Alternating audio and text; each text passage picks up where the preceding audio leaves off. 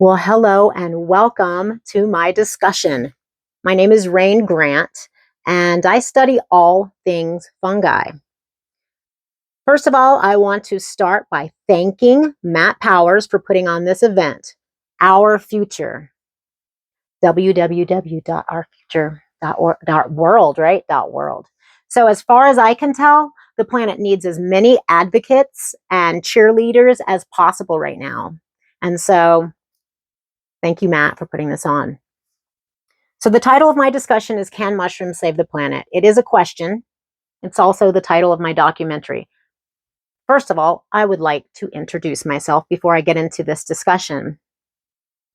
This discussion can go on for 2 hours, but I'm going to crunch it into about 45 minutes so that I can upload this video easily. So yes, I've been studying fungi since 2012, and that's 12 years now. I started my passion.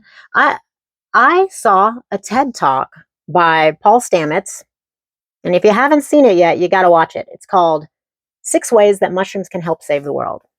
And when I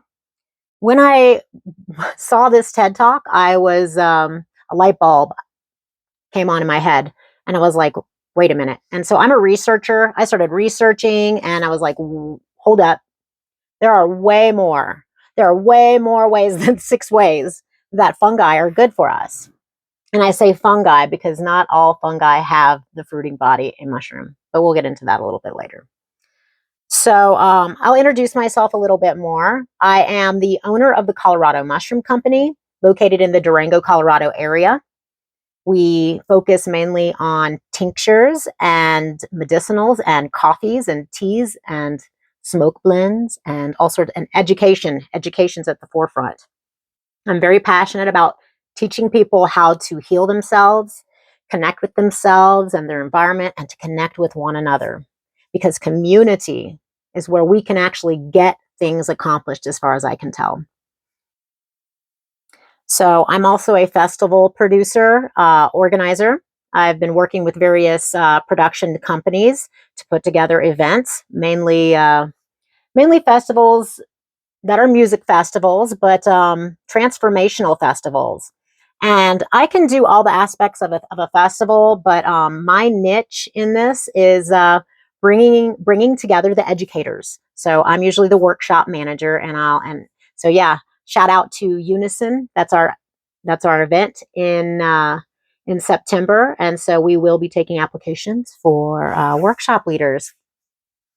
I am the founder of the Corners Mycological Society. I founded that in 2018, and that's based. That's my foraging group, right? So we do have an annual event in August. Colorado has a really small window of time when we can actually forage. So check us out online if you want to get involved in that. We have our event up near Telluride, up in the forest. I'm also the founder and the president of the Psychedelic Club of Durango. And we're one of about 30 chapters nationwide. We're a nonprofit organization, and we do hold a monthly meeting and have guest speakers bringing these conversations to the forefront. I teach classes having to do with all things fungi. When I dive down a hole, like a rabbit hole, I go as deep as feels good to go, which is pretty deep. I'm extremely passionate about the idea of utilizing and working alongside of these fungal creatures in order to help reverse desertification. I call it de-desertification. I really think we're at a pivotal point in time right now. These are exciting times. I'm not all about the doom and the gloom. I'm about bringing hope and showing people how we can take the many epidemics that our planet is facing and utilize our fungal allies, work alongside of them in order to secure our future as creatures on this planet. Can mushrooms save the planet? What does that even mean, right? Does the planet need saving? Or do the inhabitants on the planet need saving? That's the question, because I honestly believe that the planet is going to be just fine with or without humans. It's just my thought. But as a human, I have an interest in living a long, happy life. My children living long, happy lives. My children's children's children's children living long, happy lives on a beautiful green planet. And truly, I do believe that we have the capability to get back to our roots and back to what I call Eden, right? The Garden of Eden. Now, anyway, I'm just winging this talk, but I do have this entire PowerPoint presentation here. And I'm just going to use it as a guideline to just kind of keep me on track. So, yes, we have many epidemics that our planet's facing right now. And fungi seem to play a key role in not only the creation of the greenery of these rocky planets, Earth being one of them, but I really think that we can work alongside of nature right now, and many of us are doing so and proving that it can be done. So I have spoken at over 50 different events, being seminars, classroom settings, music festivals, mycological festivals. The list goes on. I have been speaking in front of people as much as I can to get the message out.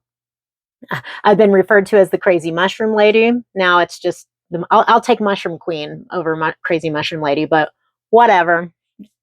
Some of us are more crazy than others. I really do have a very personal relationship with fungi, and I always have mushrooms on my mind. I have dedicated my life to spreading this message. So, yes, just this year, well, past year, because we're now in 2024, 2023, I was honored to be the keynote speaker at the Kentucky Mushroom Festival, also at the Southwest Fungafest.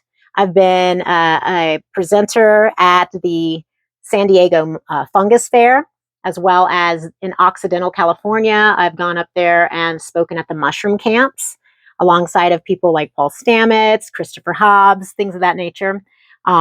Really honored to be networking with some of the greats in their field.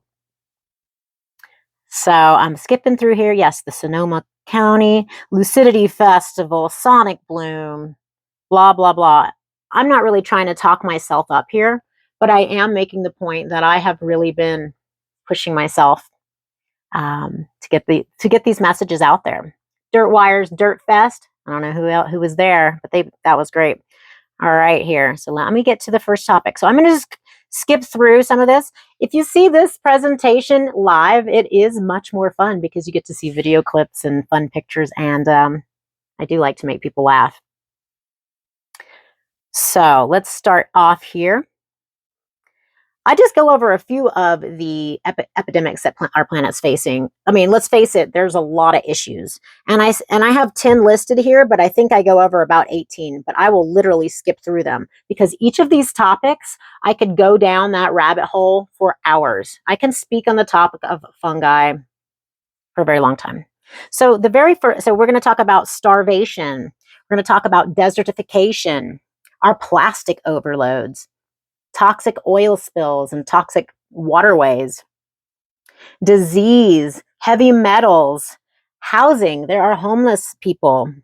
Our bees are dying. There's radiation in our environment. And the list goes on. We're at war with each other. So I'll start off by saying, I'm going to get into my little speech here.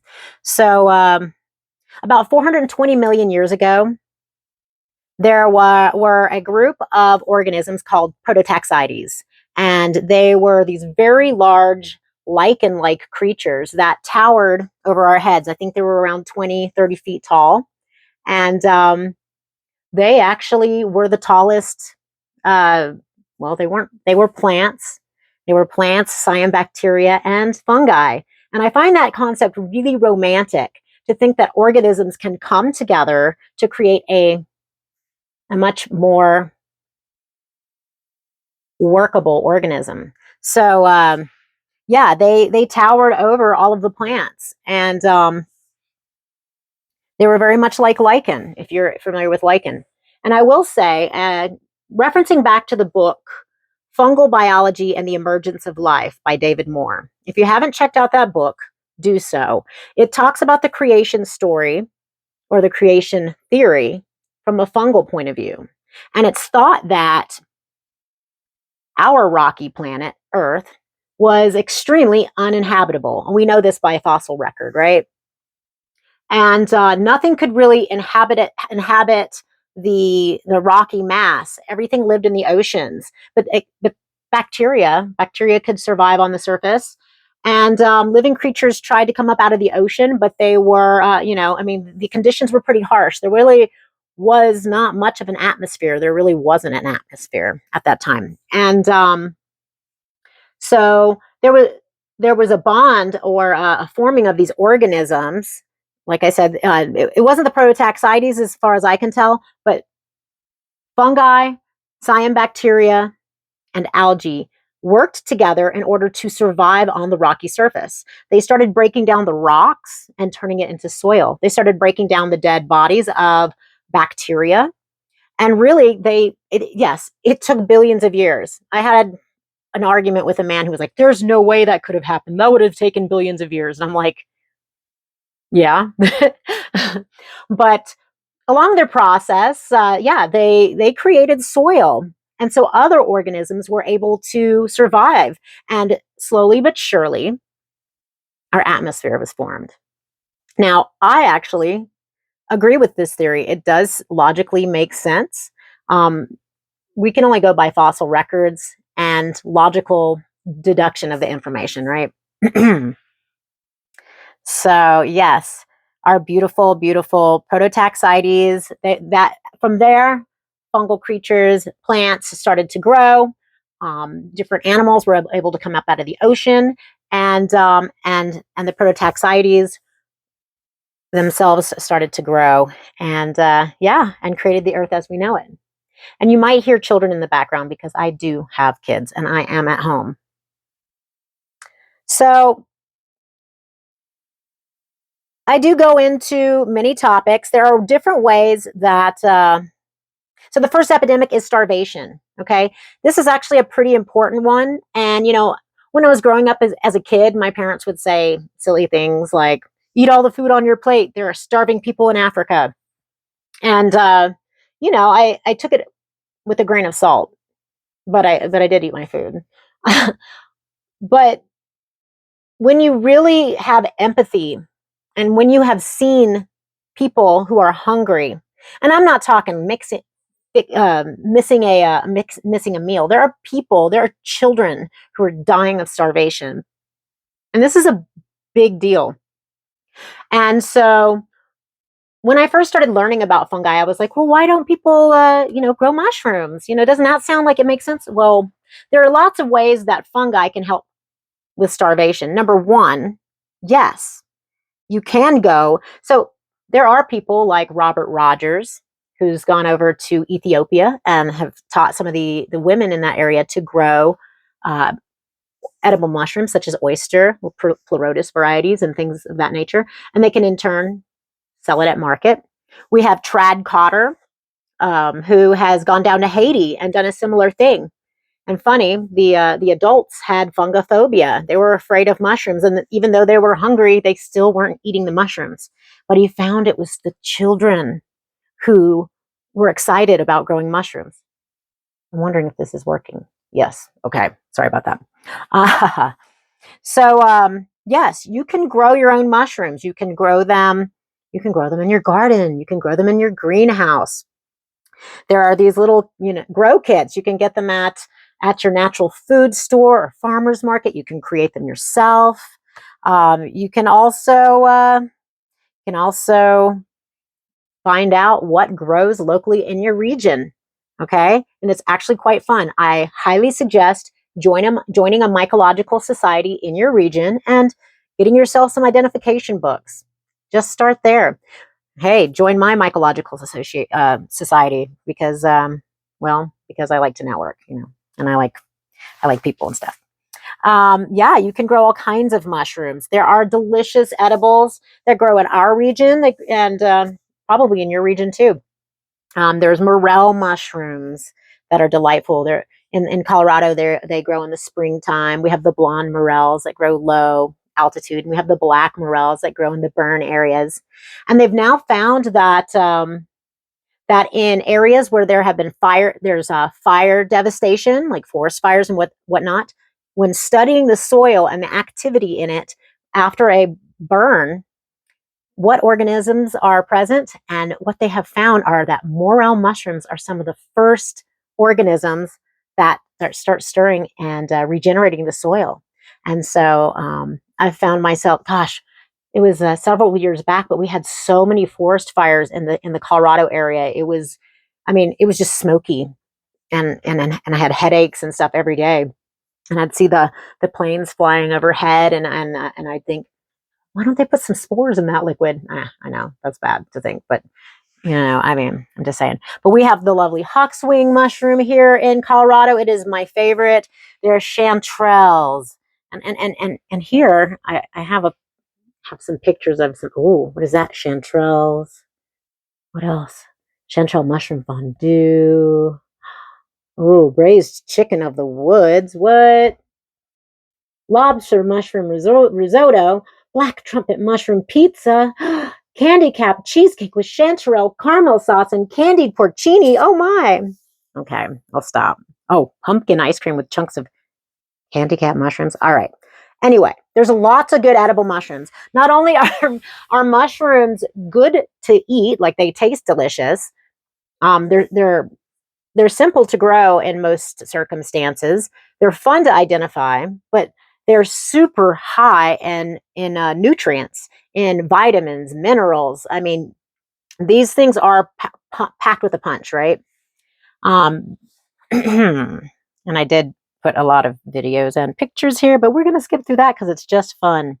Um, yeah, eat mushrooms. I'll also go into medicinal mushrooms as well. That's a whole other topic. You can mix you can be eating your food. Your food can be your medicine, but also there are techniques for extracting and creating more potency with some of these beautiful fungal creatures. And you'll hear me refer to them as creatures because, quite frankly, mushrooms are closer related to humans than they are plants. You've probably heard that, right? And it's now known that on the scientific tree of life that we come from fungi. So I guess we're a bunch of fungis and fungals. All right. So quite frankly, this next topic is quite, I'm very passionate about this. Desertification. What does that mean? And as far as I can tell, this is one of the biggest epidemics that our planet is facing. And what I don't understand is why, specifically, the United States isn't talking about it more. I have so yeah, I have some really fun pictures here. I'll show you. So every single person on the planet is affected by desertification. Our deserts are all getting bigger, they're spreading. We're causing desertification through mismanagement, mismanaging cattle, corralling them all in one place, and they compact the soil when we do it that way. Oh, and that reminds me of a lovely TED talk. Let's see. Roger Savory, his father, Alan Savory, that's his name. He does a TED talk, and he speaks to reversing desertification, utilizing not only cattle, but any of these migratory herd animals, because in nature, that's what they do. That's what they do. Giraffes, elephants, camels, cows, horses, like any of the herd creatures. They'll eat the seeds, eat the grasses and the seeds, and they'll poop, and they'll, move on to the next spot. And as they poop, they drop the seeds. They stomp they loosen the soil with their hooves and push the seeds in the ground, and they move on. And as they migrate, it actually it promotes the grasses and other natural plants in the area to proliferate. And so, anyway, there's a lot of ways we can face desertification. One of my favorite movies is, maybe you've heard of this. It's called Tank Girl. Now, I don't know if that's backwards for you or not. Maybe the word love's backwards for you too. Tank Girl, based. It's a sci-fi movie, right? It came out in the 90s. Tank Girl is my hero. So basically, the storyline goes that the entire planet turns into a giant desert, and she, Tank Girl, is trying to gain power back. And there's only one company that owns all of the water and power. Now, many sci-fi movies, sometimes these concepts come to pass. Let's not allow this one to come to pass. I feel really strongly about that. There are ways to reverse desertification. And before I had ever heard of the term permaculture, I was having dreams. Like, I have a lot of epiphanies when I'm sleeping or when I'm first waking up, when I'm in that mid-range of just kind of lucid, and I'll have epiphanies or visions. I am an intuitive, and that does turn some people off, but whatever. I really don't care. But I started having these visions and dreams. And it first started with a vision of an oasis, okay? Desert oases. And it kept coming to me. And I was like, what is that? Like, why am I having these visions of oases? And I started, I got online and I started researching desert oases. And I started looking at pictures, and I'm like, okay, I was trying to figure out why my psyche was going here.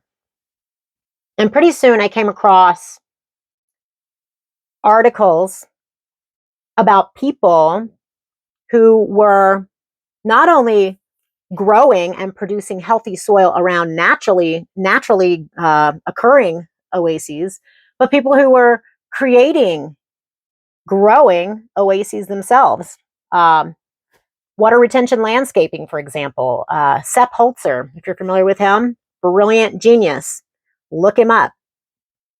So we can create oases in desertous environments. We can reverse the damages that human beings have done, and we can also produce and grow and create healthy soils. And so some of these people were growing soil around the oasis, around their oasis, and actually growing food. And I was following some of these people, and I was just like, I don't know. At that point in time, I was blown away, right? And I was like, this is brilliant. This is brilliant. If you can do this in a desertous environment, then you can do it in almost anywhere. I mean, maybe not in Antarctica, maybe not in Antarctica unless it was in some kind of enclosure. And anyway, that's a whole other topic that I could go down a rabbit hole for another time. I'm going off on tangents. Like I said, I'm winging this one. What is a myco hero? A myco hero. Well, what is a myco hero? I made a t-shirt with this design. I think I made 2 of them. There's only 2 in existence. A myco hero is a person who works with fungi in order to clean and detoxify both soils and water, also stimulating microbial activity in the earth, aka an earth defender. Well, somebody's got to be that. Somebody's got to be that. And I have to say, as one person, I'm just one person. I'm a single mother. I want to have a long, healthy life. And I'm like, what can I, as one person, do on this planet? And I thought to myself, well, what if I was able to reach people? What if I was able to just reach one person? What if I could just reach a couple people that it made a difference? And then those people could get inspired and go and take action to get more things done. I just started writing a paper on breaking down plastics. That just reminded me of that. I go on these rabbit holes, and let me just tell you, go down these rabbit holes. And quite frankly, systems need to be put in place to make this a big deal, because there are fungi that break down polyurethane and other types of plastic materials. I put together a whole list of all the types of plastics and so bacteria and fungi. Some of them are mushrooms, like edible mushrooms, and some of them are just the mycelium. Some of them are molds and yeasts and the enzymes. It's specifically the strongest activity is in the enzymes that break down and start to degrade the plastics. And something that takes, say, 100 years, 1,000 years to completely biodegrade will start breaking down in a matter of weeks. Okay, I'm already in discussion with some people out in East Colorado who are currently they consulted with me, and I just went through all of this information because I accumulated a lot of data, and I went through all of this information with them, and right now they are creating systems. The problem is, if it's a problem, but yes, it is a problem, money, right? You have to appeal to either the small businesses or the individuals, or on a bigger level, you need to appeal to the larger industries, which means you have to get government funding and government involvement, and probably have tax write-offs and stuff. And even so, the industrial age that we live in, when I start thinking about it, I'm like, could that really happen? And you know what? I have hope, but these systems are really important to look more into and to develop. And it's not for our future, it's for our children's children's children, all of it. I'm talking hundreds of years down the road. So, okay, back to permaculture. All right. So, I came across this information, maybe because this is a permaculture based event, most of you have probably heard of vermiculture. Worms, right? Worms that break down your compost, help create healthy soils. Have you heard of mycovermiculture? Right? Yeah. Let me just tell you, it's a thing. So the little wormies, love they love compost that's been inoculated by fungi. Um, you can inoculate it with any number of pleurotus varieties, King Stropharia, our garden giant, or any of the wood composing mushrooms, the wood loving mushrooms. And so these mushrooms are these fungi will, like say if it's a compost and you're composting your food waste, inoculating it with these mushrooms will, break down the soil, break down the food into soil, right? Creating healthy soil. And, if it's a food producing mushroom, it's going to create more food. But if you put your vermiculture into that compost, they go nutso. And I was reading all about how the worms go, go crazy. They go cray over this. So just think about that. If you're doing composting right now with vermiculture, or if you're composting with mushrooms, mix the two, okay? And maybe this talk isn't as fun because you're not seeing all the fun pictures I'm seeing, but bear with me here. So, speaking to systems that people like Jeff Lawton and John Dennis Liu have spoken to, swale systems. This is another thing I was having dreams about. And I had never heard of a swale. I had never heard of permaculture. And I purchased 10 acres in the desert in Brewster County, Texas, with the intention of doing a science experiment. And I wanted to show that that you could create an inland oasis in any desertous environment. And so I bought this property sight unseen. Now, things are in the works, but let me just tell you, I bought this property in 2013, sight unseen. I mean, I saw the satellite images, and I spoke with some hydrogeologists and had them look at it from Google Earth and whatnot. And I've got this incredible, beautiful piece of property that, anyway, I'm really excited about it. I'll share more with you as things progress. Anyways, I was looking at the lay of the land, and I was like, well, what if you did this and what if you did that? Anyway, while I was down there, there was a little green festival going on. And I met up with a gentleman there who he and his wife had 100 acres. And they had basically their property was pretty flat. Mine's got like a washway, an arroyo. It's got side of a mountain, and it's got a lot of contour, and a lot of trees are already growing on it. His land, pretty compacted. It had been compacted about 100 years ago, when the mining community came in, I guess, and they had clear cut the land, brought in cattle, compacted the soils, your basic run of the mill, what humans do, right? And so what he was doing was he was using water retention landscaping and swale systems. And he said, and I was talking to him and I was getting really excited. And he was showing me pictures. He's like, look, this is just a year, like 1 year later, it was like grasses everywhere. And I'm like, are you kidding me? And he was like, have you heard of Jeff Lawton? And I was like, no, and he was like, write down this name. He wrote down the name Jeff Lawton. He's like, look up his documentary. He's like, have you heard of John Dennis Liu? And I'm like, no, I'm on some spirit quest right now. And I really don't, I didn't know what I knew I was on a mission, but I didn't know exactly what it was, other than that I had begun working on my documentary. And so when I got back to civilization, because really it's out in the middle of nowhere, okay?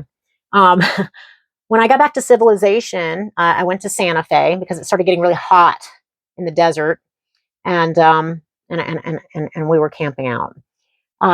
Went to Santa Fe and was staying in a hotel efficiency for a couple of weeks, just me and my kids.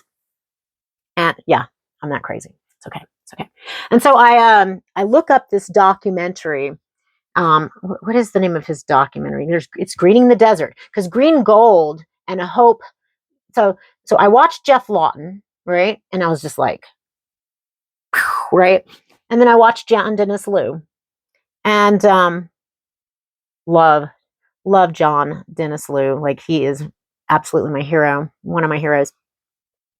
And I'm going to tell you, when I watched these documentaries, it brought me to tears. I have probably seen John Dennis Liu's documentary probably about 30 times at this point. Ridiculous, right? Okay. But anyway, these things are really important to me. These are topics. So anyway, when I saw that people were doing it firsthand in an area that I already have plotted in my head as I'm going to do some kind of weird inland oasis, I'm like, okay. And people were telling me that I was crazy. Of course they're telling me I'm crazy. They're like, don't take our deserts away. People were saying things like that. I'm like, I don't think I could ever take your desert away. Okay. Like, it's not what I'm trying to do here. I'm trying to create an oasis. But I realized that these are systems that are already in place and are shown to work not only in small capacities, but in huge, in large ecosystems, right? And if we can do it in large ecosystems, if we can like allocate these techniques, then why aren't we doing it? And so I think that we can. I mean, it's shown that we can, but I think that we as human beings, I'm telling you, I'm an optimist. We're waking up. Mycorrhizal fungi, okay? Mycorrhizal fungi are cool creatures. They do not have mushrooms. They do not have a fruiting body. But what they do is quite an important task. Now, I apologize for having such terrible images, but mycorrhizal fungi attach to the root systems of plants. When I started studying this, they said 80% of plants. Now they say 90% of plants. I bet almost every plant has some kind of mycorrhizal system. They do say that Brassica family don't have mycorrhizal relationships. I don't know. I need to see it myself to believe it. But these fungi, these mycorrhizal systems, there are different ones. There's mycorrhizal and ectomycorrhizal. Some of them attach to the outside of the root systems, and some actually embed into the roots themselves. And what they do is they look like roots themselves. It's like a mycelium, right? And they have a relationship with the plant that they're attached to. And what they'll do is, they communicate with the plant.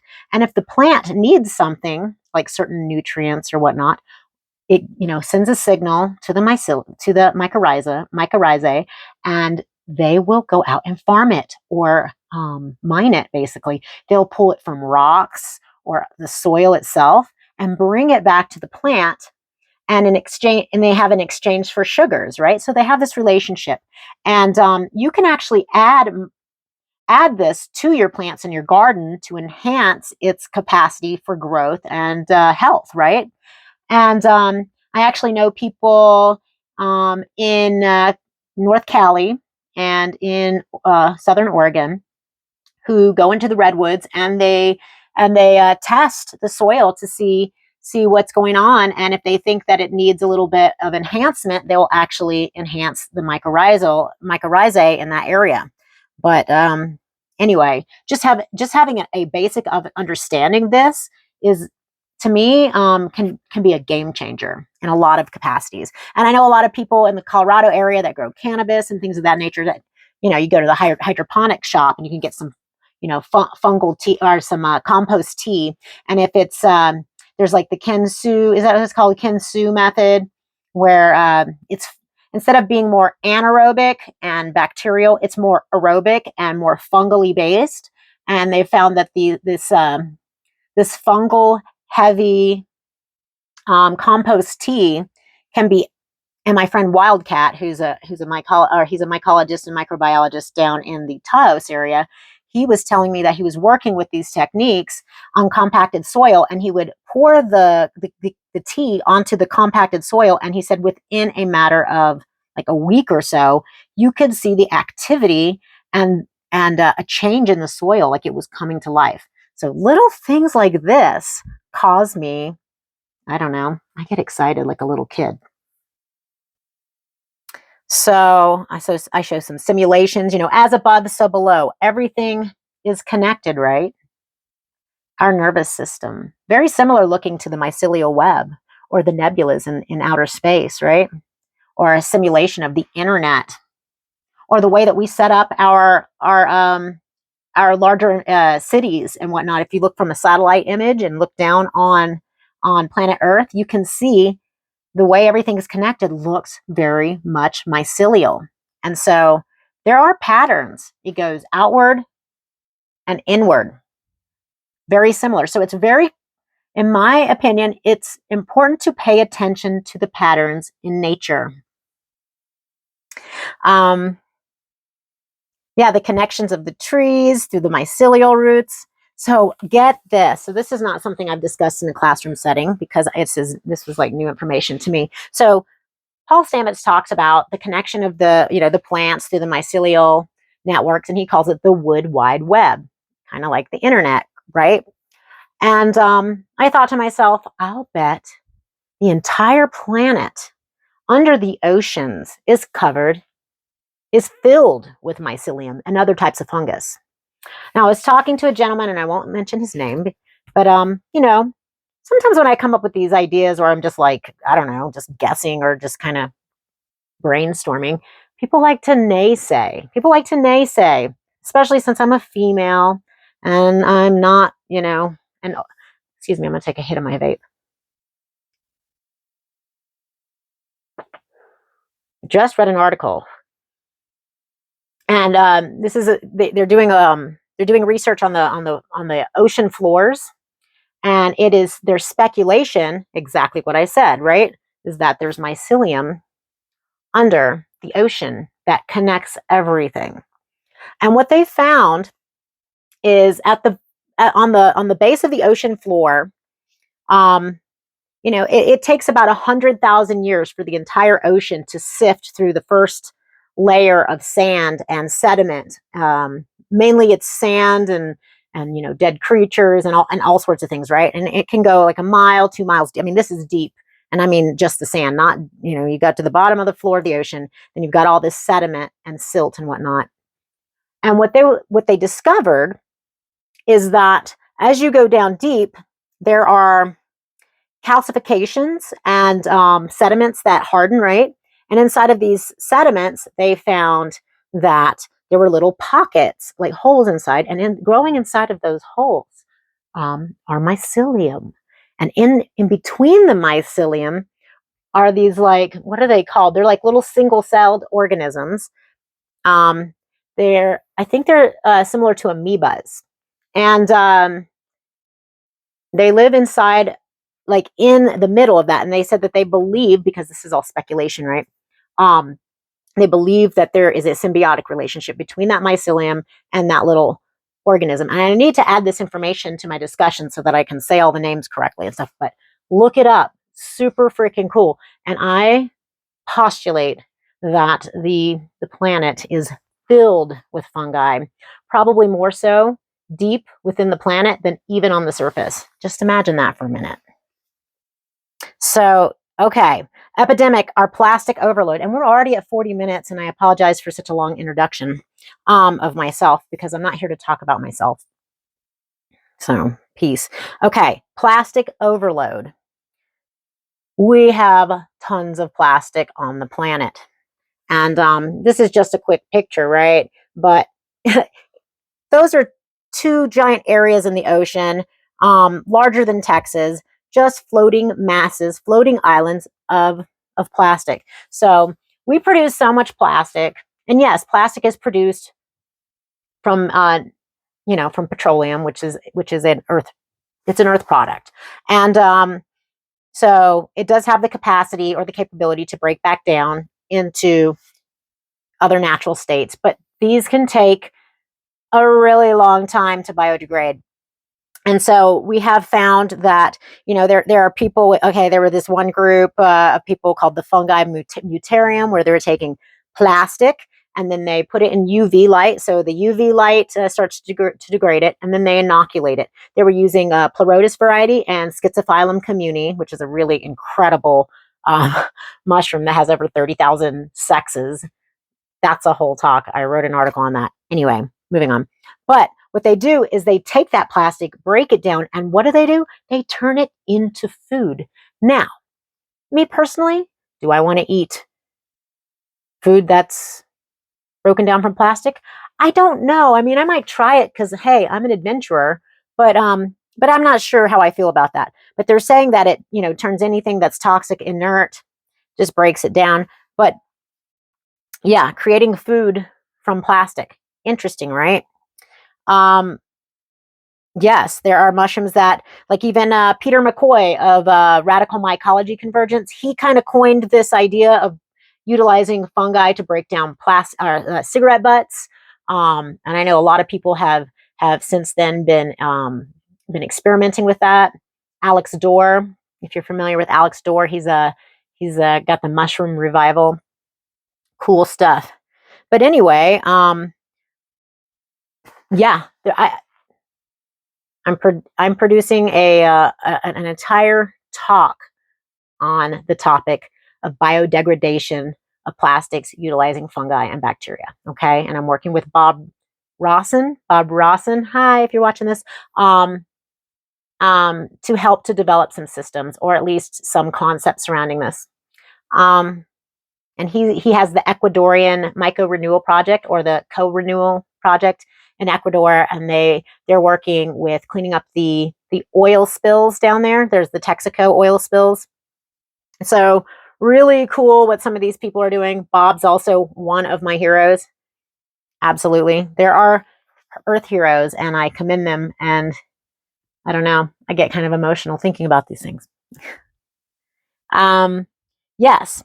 So speaking to plastics, there's the whole, when I first started studying this, they said that there were 2 species discovered that did this. One was found in, I do believe, Ecuador, and the other was found in, I do believe, Iraq, growing in the depths of a trash dump.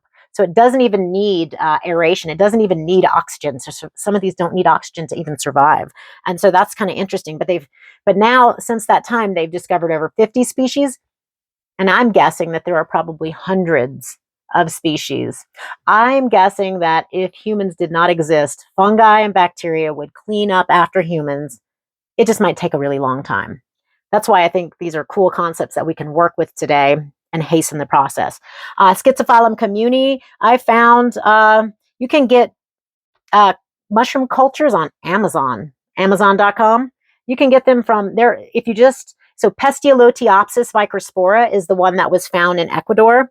And Pestialotiopsis microspora. I had to make a song so I could remember that freaking name. Anyway, yeah, I found it on Amazon, and there are a number of farms offering it online if you just want to look that up. You can replace plastic with mushrooms. You know, there's Ecovative, and Ecovative is just one company, but you can grow mycelium into any shape, right? And they do mushroom packaging. They're growing surfboards and paddle boards, insulation in cars, and Eben Bayer. He does a video on he actually grew the insulation inside of a tiny house, right? So what they've found is that when you use mycelium or fungi as an insulation source, not only is it incredible for keeping cool air in or heat in, but it's highly fire retardant.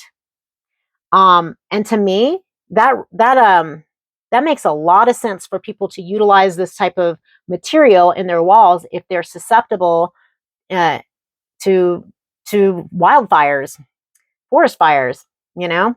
And why not grow insulation that is non-toxic for those of us who have sensitivities to toxic housing materials? I mean, many of the houses I have lived in some mold-filled houses, and I'm talking the bad kind of fungi, right? Why not live in an environment that is, I mean, when we grow, so the thing is that when we grow these materials, but you basically kill the organism. But I do believe that I heard whispers that William Padilla Brown was speaking about a living insulation system, having living walls, which I'm like, what? And I need to talk to him more about it. Or, maybe he's got a video out there. I can look that up. But that's an incredible concept to me. And yeah, there's just so many avenues that you can go down. Okay, you can 3D print mycelium. Yes, you can 3D print mycelium into any shape, and then it can still grow mushrooms. So there's like this one artist, I want to say he was Nordic, like I don't even know where. It's been a number of years since I saw his pieces, but he was 3D printing. Get this is kind of odd. 3D printing chairs, right? It's like, oh, it's functional, and then allowing it to fruit. So then it was like a chair that was covered in mushrooms, and I'm like, oh, that's cool. I don't know how functional that is, but cool concept. So the thing is and what I am saying is that these technologies exist, and what we choose to do with them moving forward is yet to be seen. Okay, there's lots of room. Mycology is such a young science that there is so much potential. And so if you're interested in any of these topics, you can dive down these rabbit holes yourself and just, I mean, why not? Let's all be citizens in science. I mean, seriously. I came across the concept, have you heard of mushroom batteries? Seriously, look it up. There's a lot of information on the internet about it. And I don't know why people aren't talking about it and why it's not being utilized. Okay, let me just tell you a little about, so there was a team at the University of California, Riverside, and they decided to replace the synthetic graphite with mushrooms as a good alternative because they're incredibly porous. Mushrooms also happen to have a high potassium salt concentration, which means that over time, even more pores open up, and gradually the battery's capacity is increased the more that it's used. So we're talking about creating a battery that gets stronger the more that you use it, right? Like what? Again. And and I'm just mentioning these topics. These are topics that you could go deeper into, and I'm trying to kind of skim through these topics pretty quickly. Mushroom packaging. I started. Excuse me. I'm going to take a sip of water. But I started touching the topic of toxic oil spills. That's another epidemic, and there have been a number of them.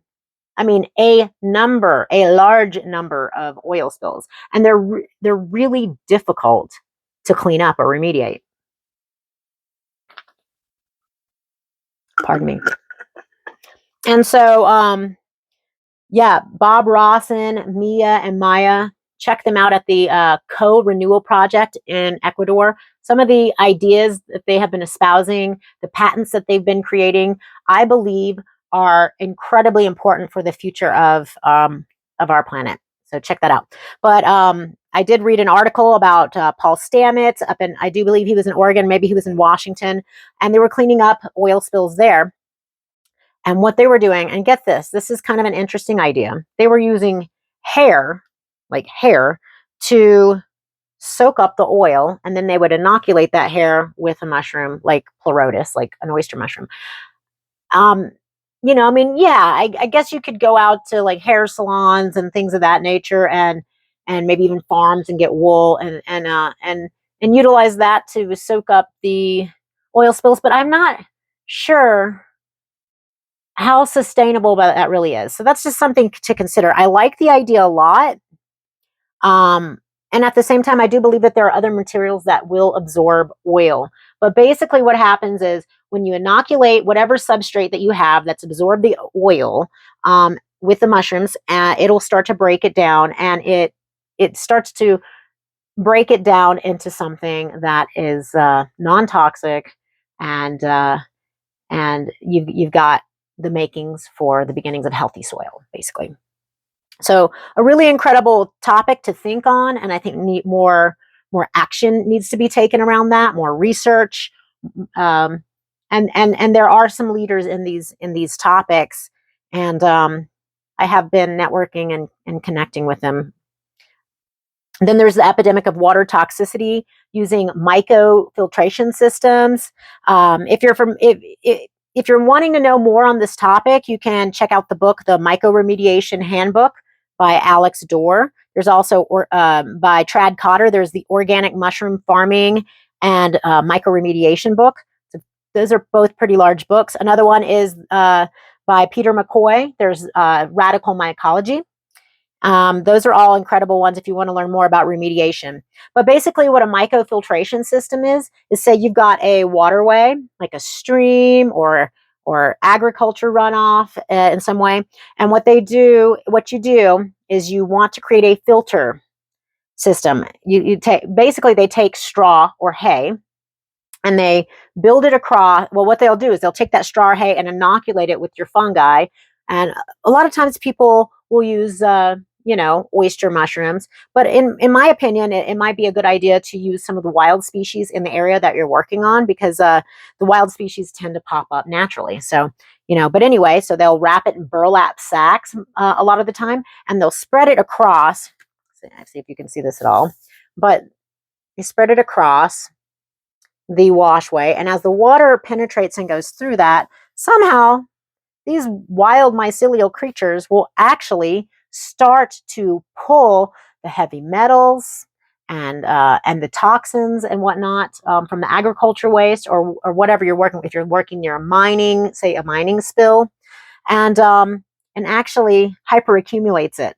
Now, the fruiting bodies that are formed off of stuff like that, you would not want to consume them, because it takes all of these heavy metals and other toxins and it accumulates it into its mycelial network. And then as it grows a fruiting body, that fruiting body is going to have those constituents in it. So you wouldn't want to consume it.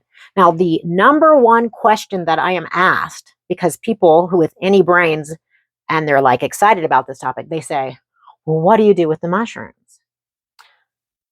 And that's a really important question. That is a really important topic to think on. And I want to say, like, I think Paul Stamets mentioned something about, we'll put it all in a pile, and at least you know where it's at, or put it in barrels, incinerate it. I don't know. I don't know what the answer to that is, but I will say this, that I'm under the understanding, after I read an article about how you can train certain types of fungi to mine gold, right? So what if you trained the fungi? Now, this would have to be in a monitored setting, I'm sure, but if you train the fungi to specifically go after a certain substance like gold or lead or whatever, then what they, in this article that I read, they were talking about specifically the insides of your cell phone, and how many of the components in there are made of gold. And so when you throw your cell phone away, I mean, it's just trash, right? But what they were doing is they were taking all of these trash components, and then they trained the fungi to specifically want to consume gold. And then they released it into the container or the enclosed environment with these cell phone bits and pieces.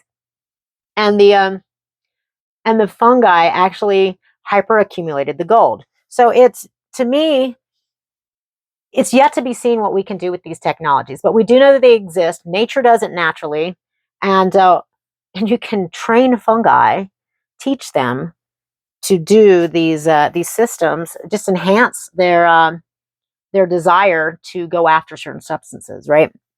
Super intriguing, super interesting. And I'm at 55 minutes now, but oh my goodness. The topic of orgasms. Where does that come into this whole can mushrooms save the planet thing? I do teach one of my top classes is on mushroom aphrodisiacs and nootropics, and how we can connect with ourselves, to our environment, and and to one another, and how that can be enhanced by using not only medicinal mushrooms and nootropics, but also different various types of psychedelics, mushrooms, MDMA. Anyway, that's a whole other topic. Follow me for more on that. But I do mention that in this talk because guess what? This is usually about halfway through my talk, and people start getting fidgety.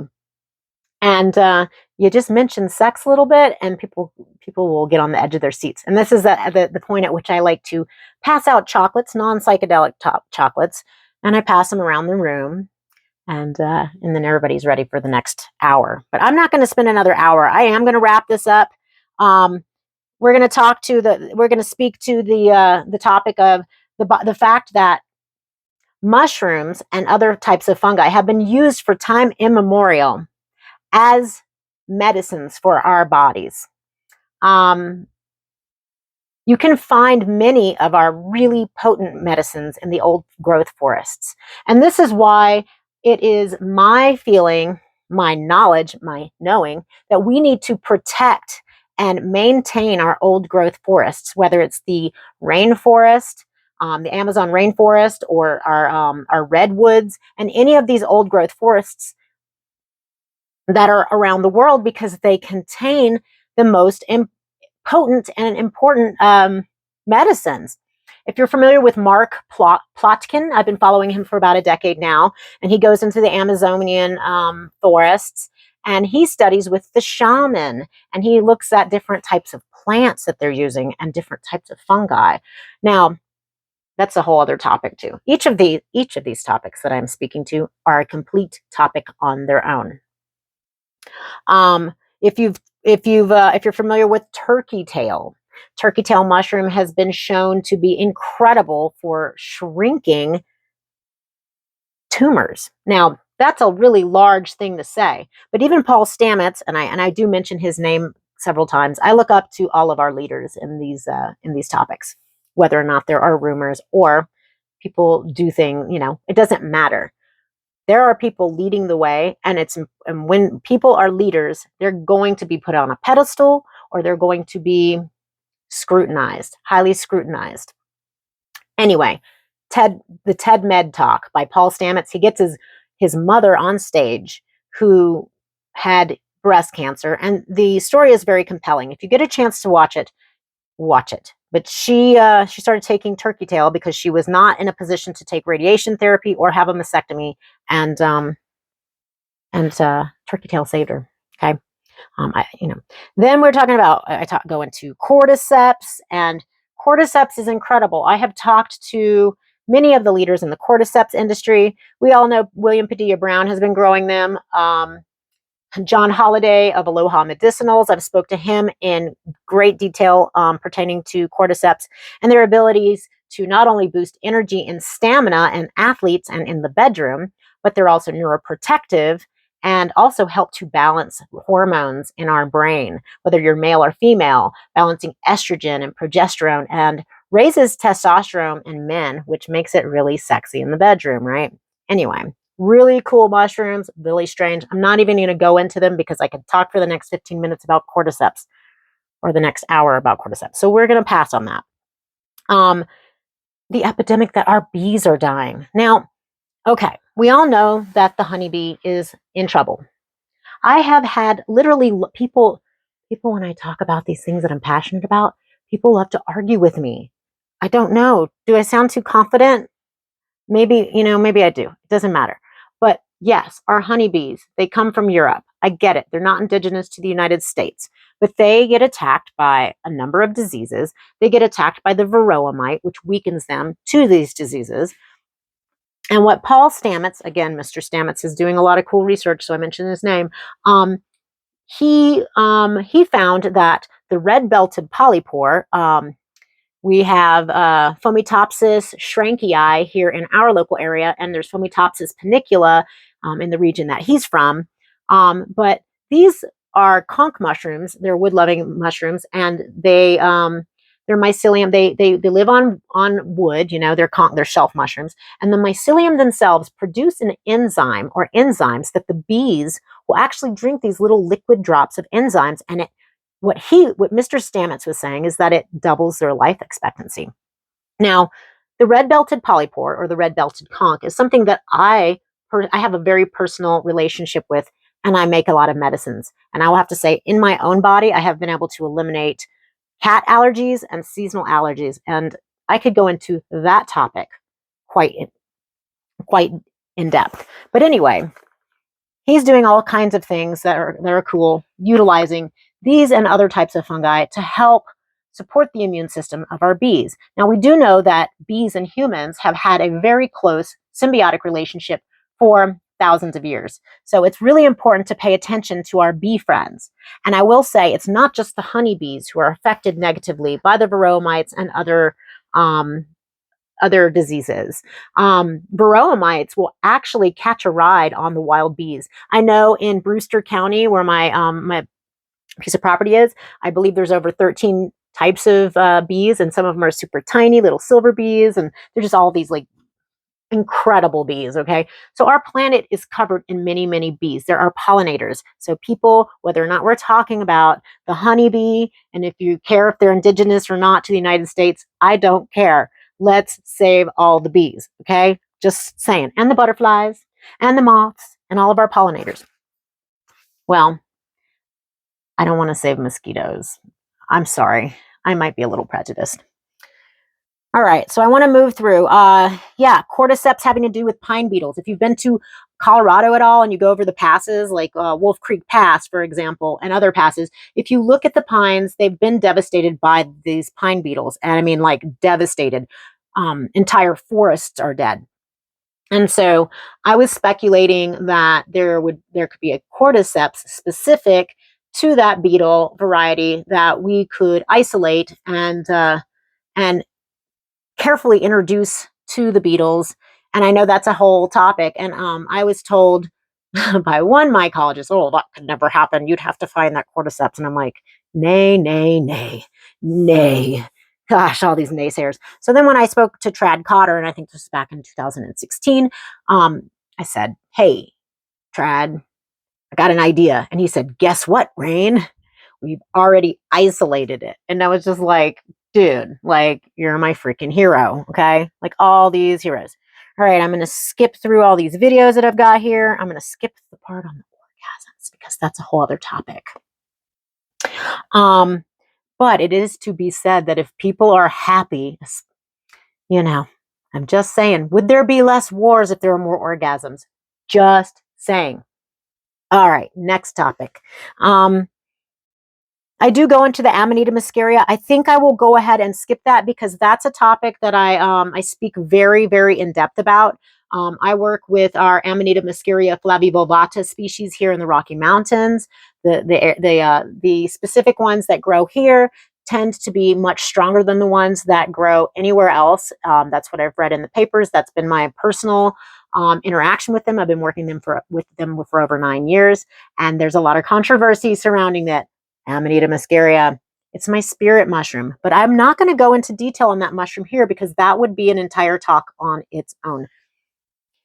It does help with, I mean, if we have health, as far as I can tell, if we are healthy in our systems, our body systems, and I'm talking about gut health, I'm talking about heart health, I'm talking about brain health, I am talking about our microbiome on our skin and in our guts, a clean liver, all of these systems, our brains being able to produce in right amounts, the right kinds of hormones, our pineal gland, our, the spirit molecule, DMT being produced in our brain, as Dr. Rick Strassman talks about.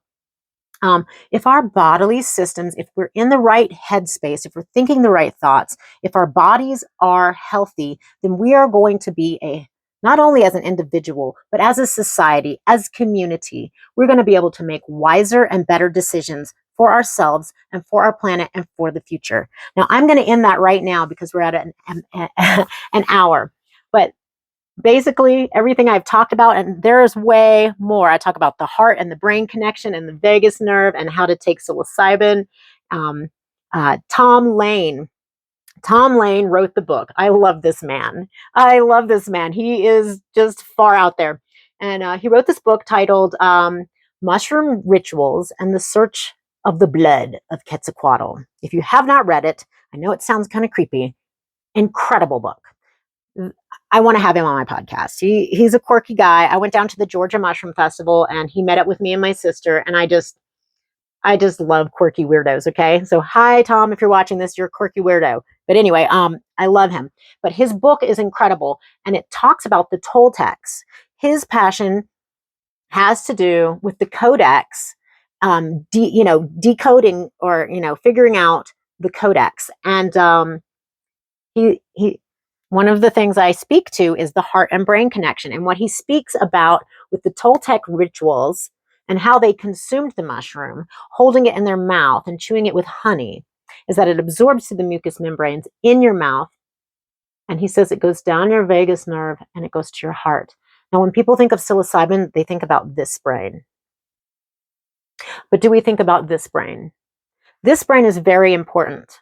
Our hearts whole. If you're interested in knowing more about the heart and its capacities for learning or having memories, check out the book and the website called Science of the Heart.